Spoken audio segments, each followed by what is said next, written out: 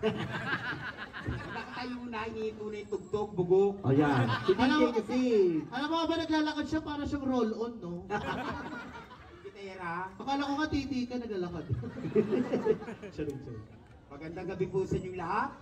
Mga kakosa! Wala bang palakpakan dyan? Ang hindi bumalakpak, magkakaroon ng 7 anak na solid kamukha ko! Balas. O ano putang ina nyo, dinatakot kayo. Kung ang first silangan ay matatagpuan sa gitna ng karagatan, ang first naman na kapangitan ay narito na sa inyong harapan. Walang turok. Ayaw nga. Walang injection. Ayaw nga. Gandang hindi pinaghirapan pero matagal nang pinagpupuyatan. Ang kagandahan kailanman ay hindi naging pamantayan kung sino ka at ano ka sa lipunang iyong ginagalawan.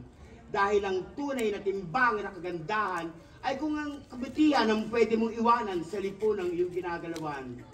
Dahil ang kagandahan ay tunay na natatakpan, paggaling, husay, talino, kumpiyansa na sa sarili at pinaglalaban-labanan. Magandang gabi po sa inyong lahat. Narito po sa inyong harapan ang isa sa mga tunay na Diyosa ng kagandahang pangkalawakan na minsan nyo nang napanood sa inyong mga telebisyon sa kapuso mo, Jessica Soho.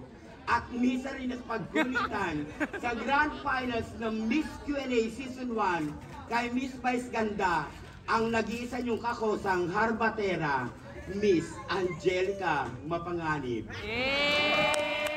Na nagsasabing, adik man ako sa inyong paningin, ano naman din, bakit hindi mo subukang umiscore sa akin, siguradong ikay mapapraning din. Paalala lang po sa lahat po ng mga taong nagdodroga, makisa po tayo sa Oplan Tukhang kung ayaw yung takpan ng packing tape yung mga pangit yung pagmumukha. Lagyan kayo ng item na lagang 2 piso, saka kayo babarilin sa ulo at sasabihin ng pulis na nakapatay sa inyo, nanlaban kasi. Tayong mga bakla, gawa tayo ng gawa, talak tayo ng talak, na hindi tayo na-respeto ng ating kapwa. Ang tanong bakla, nakagawa ka na ba ng tama sa iyong kapwa para respeto tayo sa dahil lagi po natin tatandaan, ang respeto ay hindi hinihingi, hindi nililimos. Ito'y kusang binibigay, kusang pinagkakaloob. At bago ko lisanin na maganda yung tablading gabi, mag-iiwan lang po ako ng mga katagang. Sa lahat ng mga taong nagdodroga, ibili nyo ng pagkain, huwag droga. Dahil sa droga, kahit kailan, walang nanalo. Lahat talo, and I thank you. Thank you so much. Yes, thank you so much. Contestant number 3.